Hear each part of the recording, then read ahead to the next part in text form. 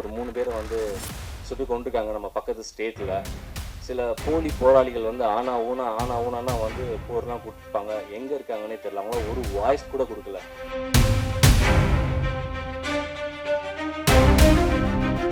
போலி போராளிகள்னு சொன்னாரு. அந்த வார்த்தை சொல்றதுக்கு நீங்க சரியான நபரா அப்படின்னு எனக்கு தெரியாது. ஆனா அதை நீங்க சொன்னதை நான் வன்மையா கண்டிக்கிறேன்.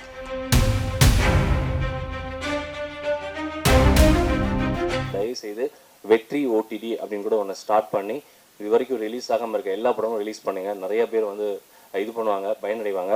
அதுக்கப்புறம் முக்கியமாக இன்னொரு விஷயம் கூட நான் கேட்கணும். இந்த இடத்துல சம்மந்தம் இல்லாத கேள்வியாக இருக்கலாம், ஆனால் கேட்க எனக்கு உரிமை இருக்குன்றதுனால நான் கேட்குறேன்.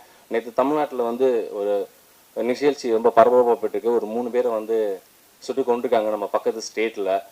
சில போலி போராளிகள் வந்து ஆனா ஊனா வந்து போர்லாம் கொடுத்துருப்பாங்க. எங்கே இருக்காங்கன்னே தெரியல. அவங்கள ஒரு வாய்ஸ் கூட கொடுக்கல. என்னோட முதல் படம் வந்து மிஸ்டர் பா ரஞ்சித் சார் வந்து எனக்கு முதல் படத்தோட டைரக்டர். ஆனால் அந்த பேசி முடிச்சுறேன்.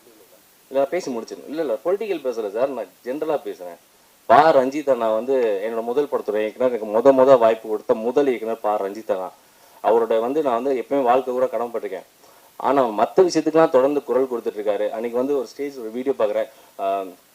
எங்கள் ராஜ்மோகன் சார் வந்து தலித்தினே எங்களுக்கு தெரியாது அப்படின்ற மாதிரிலாம் ஸ்பேஸ் கொடுத்தாங்க. ஓகே, நல்லது தான், குரல் கொடுக்கறது நல்லது தான்.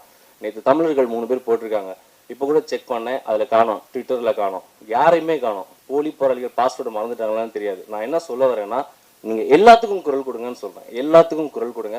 இந்த ஸ்டேஜில் ஏன் அதை நான் பேசணும்னு நினைக்கிறேன்னா, நம்ம எல்லாம் வந்து ஜாதியை கடந்து வந்துட்டோன்ற விஷயத்தில் ஜாதியில் இன்னும் லாக் ஆகிக்காதுன்ற விஷயத்தான் நான் சொல்ல வரேன். ஏன்னா நான் இப்போ சமீபத்தில் நான் எக்ஸ்பீரியன்ஸ் பண்ணேன். நான் வந்து அமெரிக்காவுக்கு போயிருந்தேன். அமெரிக்காவுக்கு போயிருக்கப்போ ஒருத்தவங்க வீட்டில் என் அக்கா வீட்டில் தங்கியிருந்தேன். என் ஃப்ரெண்டோட அக்கா. அவங்க வந்து ஒரு நீங்கள் சொல்கிற மாதிரி அந்த ஒரு என்ன சொல்லுவாங்க, ஷெட்யூல்டு காஸ்ட்னு சொல்லுவாங்க. அந்த ஒரு இதுலேருந்து வந்தவங்க. ஆனால் ஹையஸ்ட் எஜுகேஷன் எங்கள் அக்காவை கட்டியிருந்த மாமா வந்து அவர் வந்து அந்த சொல்லக்கூடிய அந்த இன்னொரு ராமநாத் சேர்ந்த ஒரு முக்குள் ஜாதி அவங்க. ஆனால் ஏன் இதை நான் சொல்ல வரேன் அப்படின்னா, அவங்க அவ்வளோ அழகாக ஒரு வாழ்க்கை வாழ்ந்து 2 குழந்தைகளை டாக்டர் படிக்க வச்சுருக்காங்க. அவங்களோட வீடோட மதிப்பு மட்டும் 20 கோடி ரூபா அமெரிக்காவில். அங்கே யாருமே எதுவுமே பார்க்குறது இல்லை. தமிழ்நாட்டை தாண்டி இந்தியாவை தாண்டி எங்கேயுமே ஜாதி மதம் பார்க்குறதே கிடையாது. உலகத்தில் எல்லாரும் சந்தோஷமாக வாழ்ந்துட்டு இருக்காங்க. இந்தியன் ஒரே ஒரு ஐடென்டிட்டி மட்டும் தான் வச்சு வாழ்ந்துட்டு இருக்காங்க.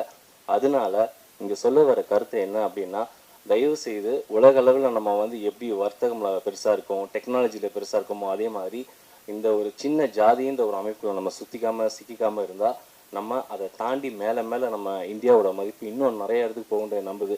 ஏன்னா இப்போ ரியாஸ் சார் கூட சொன்னார் இங்கே பொலிட்டிக்கல் பேசாதுன்னு. சத்தியமாக இது பொலிட்டிக்கல் கிடையாது. ஒரு சக மனிதனாக நம்ம மனசில் இருக்கிறத உங்ககிட்ட ஷேர் பண்ணுறதுக்காக ஷேர் பண்ணிட்டேன். குரு தோழரை வந்து எனக்கு அவ்வளோ பிடிக்கும். ஏன் அப்படின்னா அவர் வந்து நடிக்கிறாரு அப்படின்லாம் என்னால் பார்க்க முடியாது. அதில் வாழ்கிறாரு அப்படின்னு தான் என்னால் ஒவ்வொரு படத்துலையுமே நான் ஃபஸ்ட்டு அரசியலாக பார்த்தது ஜோக்கர் படம் தான். அப்படி வந்து தோழரை வந்து எனக்கு அந்த அளவுக்கு மனதுக்கு நெருக்கம் இதில் இல்லாட்டியும், அதே போல் அவர் பேசும்போது போலி போராளிகள்னு சொன்னார். அந்த வார்த்தை சொல்கிறதுக்கு நீங்கள் சரியான நபரா அப்படின்னு எனக்கு தெரியாது. ஆனால் அதை நீங்கள் சொன்னதை நான் வன்மையாக கண்டிக்கிறேன். எந்த தோழர்களை பற்றி உங்களுக்கு என்ன தெரியும்னு எனக்கு தெரியாது. 10 வருடமா எந்த அரசியலும் தெரியாத ஒரு பெண்ணை இந்த சமூகத்துல தன்னோட காலில் நின்று வளர்றதுக்கு உறுதுணையா இருந்தவங்க தான் தோழர்கள். அப்படி இருக்கிறவங்க தான் போராளிகள். நீங்க சொன்ன மாதிரி அவங்க இந்த விஷயத்துக்கு குரல் கொடுக்கல, இந்த விஷயத்துக்கு தான் குரல் கொடுத்தாங்கன்னா இந்த சமூகம் அதே போல அவங்க போராடுற விஷயங்களுக்கு எல்லாரும் குரல் கொடுத்தாங்களா?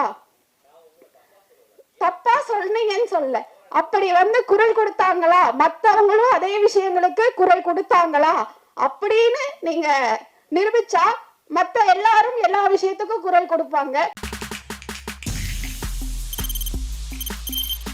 தவிர்க்க முடியாத தம்ப்நெயில்ஸ், கலக்கலான கண்டென்ட்ஸ், சினிமாவும் சீரியஸ் பிரச்சனைகளும், பல வருடங்கள் இடைவெளிக்கு பிறகு இந்த படத்துல ஒரு கலகலப்பும் கைகலப்பும். Me too, love you. Thank you so much. அவர்களை மாஸ் ஏத்துறது இல்ல. போயிட்டே தான் இருக்காரே தவிர பிரேக்கே இல்லாமல் பிரேக்கிங் நியூஸ் சொல்லும் தந்தி டிவி ஆப். இன்ஸ்டா தலைமுறை வரை இறங்கி அடிக்கும் தந்தி டிவியின் டிஜிட்டல் எக்ஸ்க்ளூசிவ். அது தண்ணிக்குள்ள போகும்போது ஹேங் ஆயிடுச்சு.